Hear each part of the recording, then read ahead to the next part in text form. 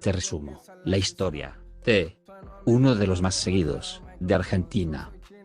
Mateo Palacios Corazfina, más conocido como Trueno, es un rapero y freestyler argentino. Empezó a escuchar rap desde una edad muy temprana, por las influencias de su padre, Pedro Peligro Palacio, un artista que pertenece al grupo de teatro Catalina Sur. Además acompañaba a su padre en la mayoría de eventos a los que asistía.